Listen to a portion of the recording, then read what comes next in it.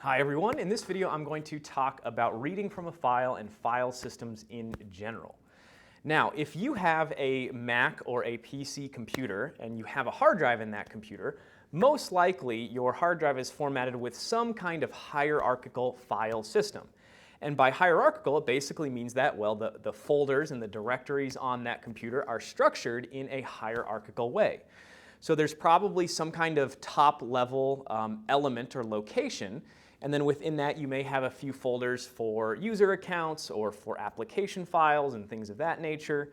And then for each user account on the computer, you may have a folder, and then for each of those users, you may have a documents folder and a movies folder and a desktop folder and so on and so forth.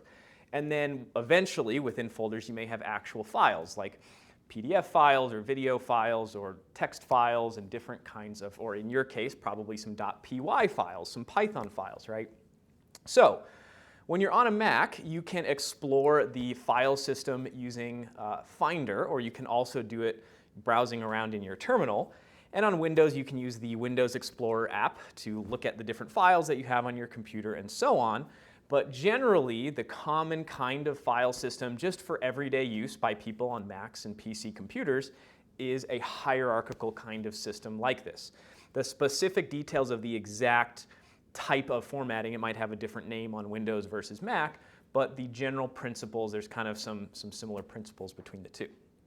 So when you think about the files and the folders structured on your computer, think about it in this hierarchical manner, where you can have folders, and within those folders you can either have files or other folders, and then within that folder you can have files or other folders and so on.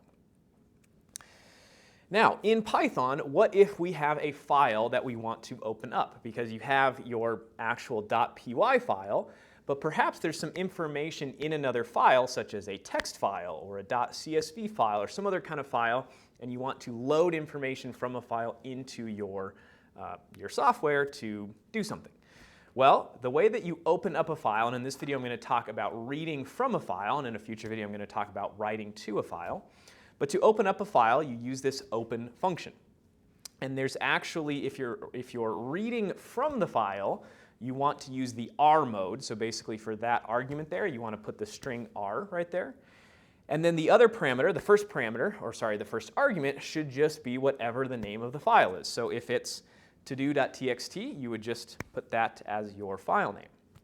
So after you open the file, and notice the way that this works, is you should have a variable that describes whatever the purpose of the file is, and you say variable name equals, and then you call open, and this will basically return back, or that way, return back to that variable name. It will return essentially a file object that you can then start reading lines from if it has content. So if we're reading from a file, there's two main functions that you can use to get information out of a file. And for the purposes of this, for many of the examples that I will be showing in this video, we're going to be dealing with kind of text-based files, right, that have lines of text.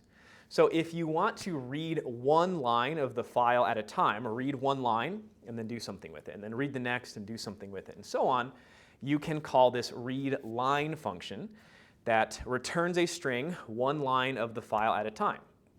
And if you call it repeatedly, it will give you, the first line and the second and then the third and the fourth and so on. But another thing that you can do is you can call read lines, which will basically read every line from the file, put it in one string, and then return that to you. And then you can go through and split on a new line, and you can go through and process that in whatever way you need to, depending on the needs of your program. So let's go over a few examples. So let's say there was a file called info.txt. So .txt, that's for text, so it's a text file. And let's say we had this content in it, right? Those words separated onto those lines. And then let's say we had another Python file with that code in it. If I were to run that, what would that print out? Well, let's go actually try this out. So if you want to try stuff out with, say, reading from a file, you're going to want to create whatever file it is that you need to read from. So if you're in the Mu editor, at least for me, there's some people that you may want to create your file in a different way, but for me what I can do is I can click the new file, I can paste that information there, and then I can hit save. And when I go to save, I'm going to want to say info.txt, not .py, to indicate that this is a text file. And when I hit save, it says info.txt already exists. For me, I'm just going to replace it, and then it is saved. So that was saved into my mu code folder, which is the same folder, or at least it should be the same folder, that this 110.py file is in as well. So if you're going to open up a file simply by putting just the name, you're going to want to make sure that those two files are in the same directory or in the same folder. So now that we have that file, if I paste that code and save and then run, we get the quick brown fox and then a blank line and then jumped over and then a blank line. So why is it that we get that for this input? Well, what we have going on is we open info.txt and we read one line, which would be that first one, and then we print it out. However, when you read a line with readline, it gives you the line itself, but if that line has a new line at the end of it, it includes that new line. But then print, that function also, by default, spits out another new line. So that's why we end up with the blank line down there, because the quick brown fox, those words had a new line at the end of it, which brings it to that point. And then there was another new line from the print, which brought it down to that next line. And then we read the next line, jumped over. And so we get jumped over, and then we get a new line, and then we get a new line, and then the program ends. So that's what we get. That's the correct answer for this first one. So let's do a few more similar kind of problems. So what if we have the same info.txt file, but what if I change the code to this? What do we get? So for this one, we get the following. So we get the quick brown fox, and then the lazy, and then bear. So why is it that, if we go to the text file, why is it that jumped over was skipped? We got the quick brown fox, and then the lazy, and then the bear. Well, that's because we called readline and printed out the first one. We called readline to get the second line, but then we called readline again before we printed that second line out. So it went to the third line, then we printed that out, and then the fourth line printed that out. So we only printed line 1, line 3, and line 4. So next one. So what if we change the code to this that has a for loop in it? What will that print out? So if you're familiar with for loops, this shouldn't be too difficult.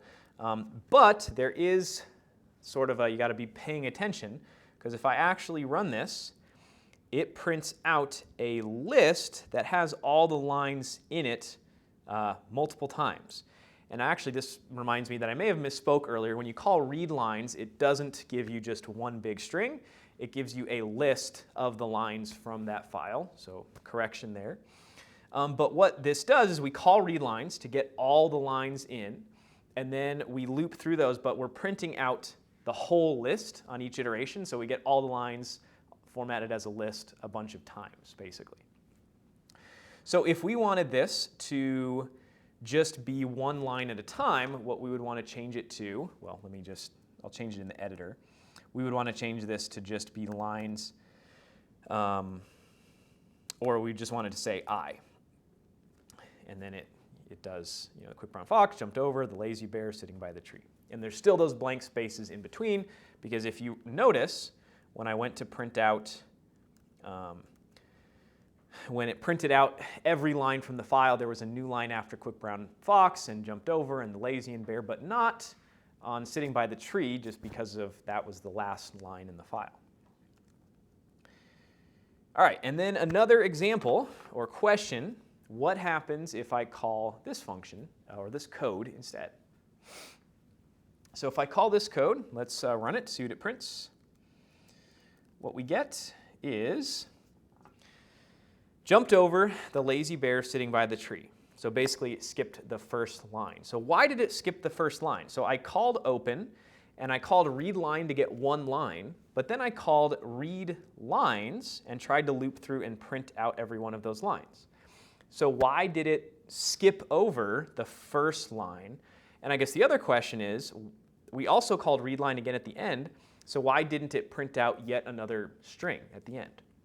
Well, the thing that you have to keep in mind about reading from files, in particular with Python in this way, is you can kind of think about it both for readline and for read lines. You got to think about it as if when you open the file, there's sort of this cursor or this pointer internally pointing at where are we currently at in the file.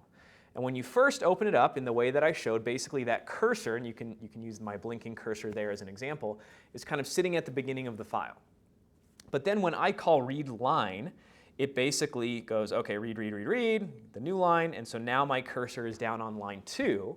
So if from that point is I'm calling read lines, it doesn't just jump back to the beginning. It picks up from where the cursor left off, and it reads the rest of the lines and then leaves the cursor at the end after it's read. So it skips that first one, but it really doesn't skip it. It's just because I had already read it in at that point.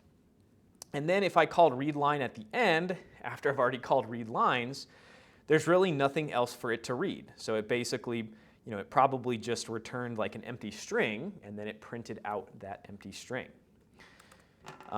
So you have to keep in mind when you're dealing with reading from files using readline or readlines or some combination, keep in mind how that kind of cursor works and that it keeps track of where you are in the file. So if you wanted to restart from the beginning and reread it from the beginning, you would want to close out your file and reopen it. And that's something that I should mention is when you're done with a file, when you're done reading from a file,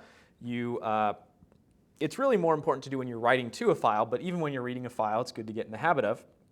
I don't always do it, but you say info.close to make sure that file is closed, and then if you wanted to start from the beginning again, you could open it up again, and then you could read the lines again. All right. So we can also iterate over a file directly using a for loop. So kind of like how for loop was a convenient way to loop over the elements in a list, you can also open a file and literally just put the name of, or the file object variable right there. And if we were to run this, this is actually just going to go through and print out all the lines of the file. So it kind of allows us to save a line of code by not having to call read lines and then go through and create the for loop. It basically just saves us a step. So if I do this, it prints out the lines of that file. Let's go up halfway, basically. So there we go. So let's actually, I'm going to restart Mu. Let me open it up. Oh, dang, the font size. Wow. All right, make this bigger. OK, so let's go back to our slides. And another question for you. So I've got 4 little chunks of code, A, B, C, D, and I want you to determine, of these 4, 3 of them do the same thing as each other, and 1 is sort of the odd one out. One of these 4 does something different than the rest. So I want you to look at these pieces of code and figure out which one is the odd one out. All right, so let's look at A. A opens a file and uses the loop kind of like I just showed on this slide and goes through the contents line by line and prints it out. Cool.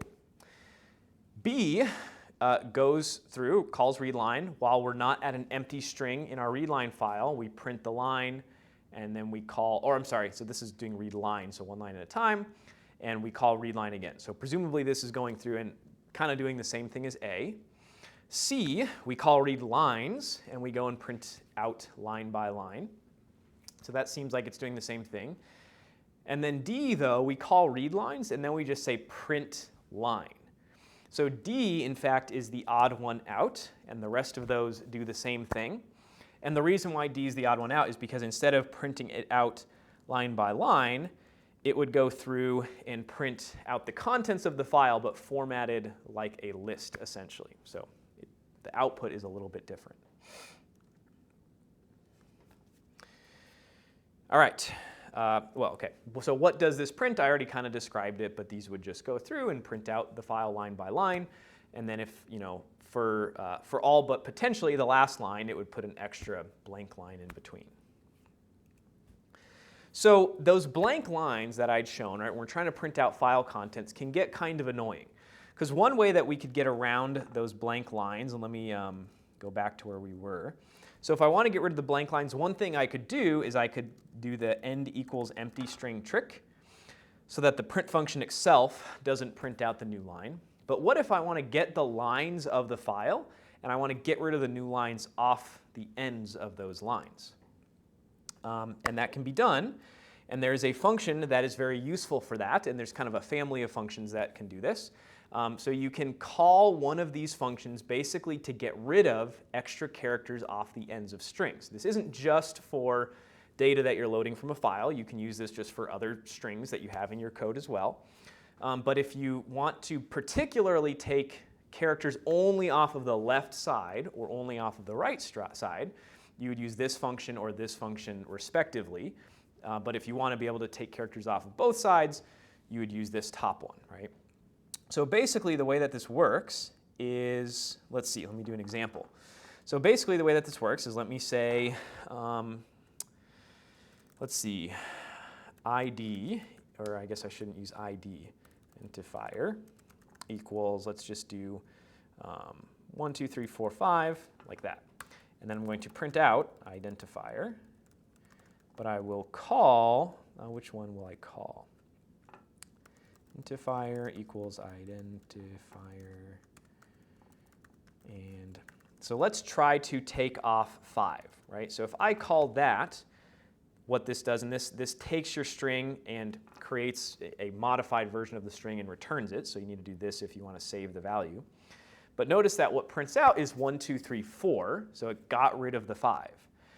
Now, basically the way that this function works is it starts from either end and keeps looking in until it doesn't find any more characters to get rid of. So if I said get rid of 5 and 1, it would actually get rid of the 1 off of the one side and the 5 off of the other side. Or if I were to say 5, 1, 4, it's able to get rid of the 4 and the 5 on the one side and the 1 on the other. So it basically looks for any sequence of whatever characters you put there, as long as they're continuous sequences on the end, and gets rid of them. So if I put a bunch of 4s in there, or let's put a bunch of 1s in there, it's not going to get rid of those inner ones because it's not a sequence of continuous 5s, 1s, and 4s. There's a 2 in there, so it stops once it sees a character that's not one of the ones that I told it to get rid of. So the reason why this is useful for dealing with files is because if you have a string that has a new line at the end, you can tell it to get rid of the new line. And then you can print things out and not have those double new lines coming because of 1 on the end of the string plus 1 with the print statement. So that's something that you may want to use commonly when you're dealing with files for whatever projects and stuff that I give you that involve loading stuff from a file. So take a look at this code. So another file, what if I had numbers.txt, and notice on each line there's 3 numbers, and those numbers are separated by commas, and then I have this code, right? Open up that file and read some contents from that file and print stuff out. What is this going to actually print out when I run it? All right. So we open up the file, we read the lines of the file, so that's going to give us a list of all those lines, and I'm looping through it, and notice that I am splitting on the comma. So let me actually bring this code over so we can run it, and let me create numbers.txt. It's actually probably already created on this computer, but numbers.txt, let's replace it and put those numbers there. So we have those numbers, so let me, for a minute, just comment out that part of the code, and let me print out S so you can see what that looks like as it goes through the lines of the file. So it is taking each line from that file, the line that was, for example, 1, 1, 5, and it turns it into a list of strings. We have the string 1, and then the string 1, and then the string 5, but there's a new line at the end of that 5 also. So what I will do to, basically what's happening in this part is I get whatever numbers at index 1, so like 1 or 7 or 30, I convert it to an integer and I check if it's greater than 15. So I'm only going to run this code if it's greater than 15. And if so, I take the number next to it on the right and I get rid of the new line and I print that number out, basically. So it's only going to print out numbers in this third column, or index number 2, but it's not necessarily going to print them all out, only if the middle number is greater than 15. And in this case, the result, if I get rid of that, the result is just 50-50 because there's only 2 rows where the middle number is greater than 15. And in that case, the number to the right of it is 50 in both cases. So just kind of some practice stuff to get you thinking about reading stuff from files, splitting content from files, loading things from files, printing stuff out from files, all that kind of stuff. So now I want you to either write the program or pick the correct implementation if I give you that option for creating a program that does this. So a numbers.txt file, but where it's just one number for each line. And I want you to have the program read that file in, add up all the numbers from that file, and then print out the final sum. So for this example, the result should be 15 because these numbers add up to 15. So kind of a simple job, but you have to get the numbers that you're summing up from a file where there's one number per line. So how would you do that? Okay, well, fairly simple. Of course, we want to have our main function, but then beyond that, we open up a file in read mode. You got to remember if you're reading from the file to use the R mode. And we have a variable that we're going to use to keep track of this value as we are summing up the numbers. And so we just loop through the lines, and each line we convert directly to an int, because if we want to add with actual arithmetic, we need to have numbers. We don't want them to be strings. And we just keep adding and adding and adding, and then we print out our value at the end. So in this case, if we ran that, it would give us 15.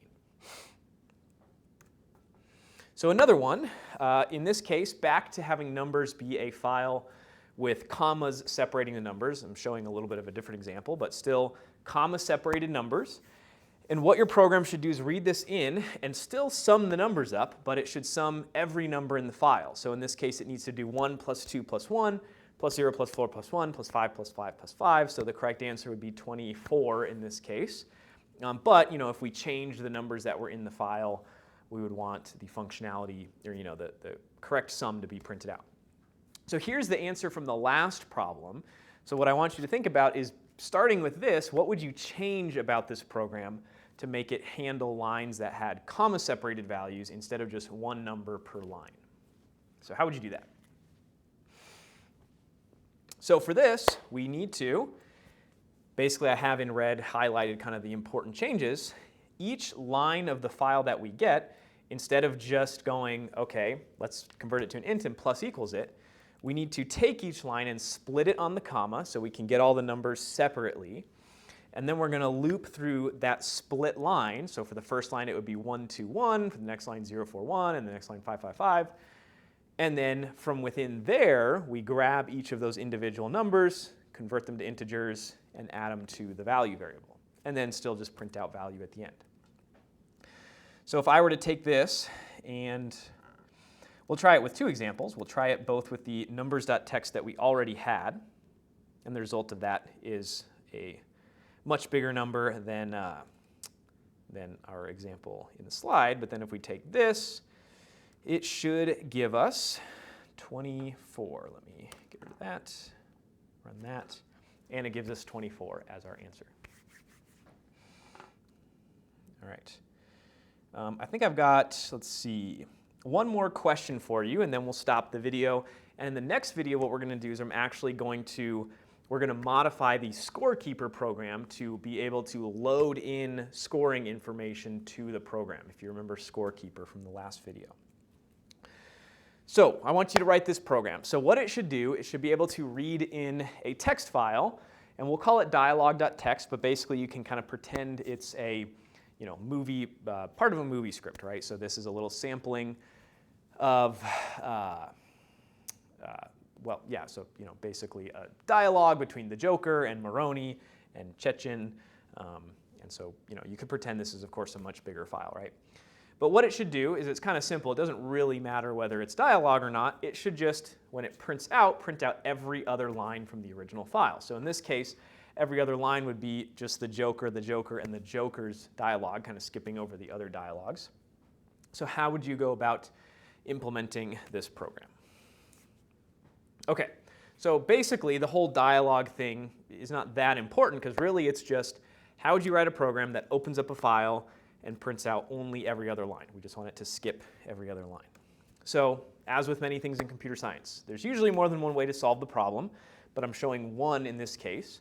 So we open up the file, we call readlines to get a list of the lines that we have as strings, and then we have a for loop set up to actually iterate over the indexes of those lines. But what this to right there does in the range function, if you give the range function that third argument, that tells it how much to increment by on each iteration. So if you say 2, I would start as 0, but then it would go 2, 4, 6, 8, and so on, rather than just 1, 2, 3, 4, and so on. So by doing that, when we do this and then print out the line, it basically results in only printing out every other line from the file. So if we had this file, ran that code, we would get this output. I'm not going to run it right now, but if you don't believe me, you can go run it and test it and see if it works. All right, so let's pause the video here. In the next one, I will show you how we can change Scorekeeper to load in data from a file. So talk to you then.